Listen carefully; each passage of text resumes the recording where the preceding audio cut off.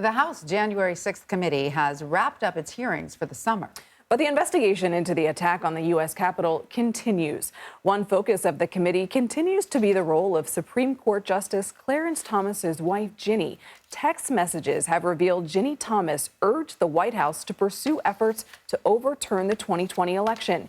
Yesterday, Congressman Adam Schiff said he is open to a subpoena for her.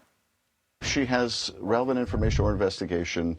We hope she comes in voluntarily, but if she doesn't, then we should give that serious consideration. And yes, I think those that we decide have important enough information should be subpoenaed. Let's bring in CBS News congressional correspondent Nikole Killion. Nikole, we know there will be more hearings in the fall. In addition to Ginni Thomas, who else could the committee be looking at as a potential witness?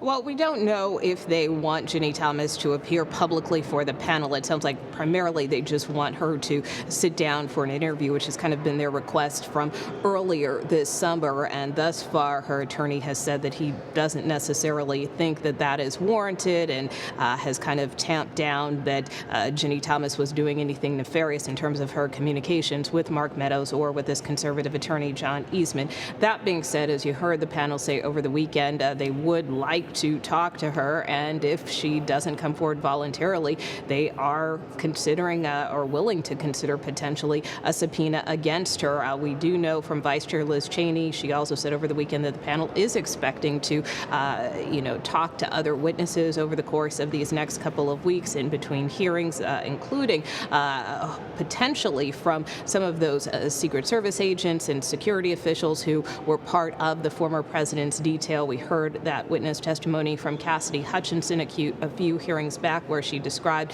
this incident in the presidential limousine after the former president's rally where he wanted to go to the Capitol. He was told he couldn't, and then he apparently lunged for the steering wheel. So Tony Ornato, Bobby Engel, two of the officials who were described to have witnessed that encounter and been involved in that encounter. The committee is hoping to get testimony from them. Again, we don't know if anything formal is on the books, but that just gives you a sense of the types of individuals the committee is trying to pursue in these next couple of weeks. And Nikole, Vice Chair Liz Cheney has said the committee has not yet made a decision on making criminal referrals to the Justice Department.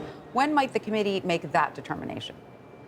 Well, I would imagine that could come a little later down the line as the committee gets closer to wrapping up its investigation. Keep in mind, they continue to say that they get new information almost daily. But that being said, more and more, especially now that these hearings have wrapped, more members do appear to be coming out saying that they think the former president should be investigated. Among them, Congressman Adam Schiff, who you heard from over the weekend on Face the Nation, Congresswoman Elaine Luria, one of the other Sunday shows, said something to the effect of, I hope like hell that the Justice Department is investigating the former president. You had Adam Kinzinger, who right after the hearings told reporters that he felt the former president was criminally exposed. That being said, we also have heard some committee members say, look, the Justice Department doesn't have to wait on us to conclude our investigation. They can go ahead and get started. We know that the Justice Department is watching. Attorney General Merrick Garland has said that he is watching these hearings. So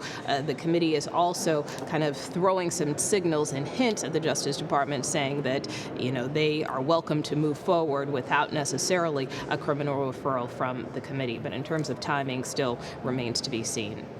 Nikole Killion, thanks for your continued reporting on these hearings. You bet.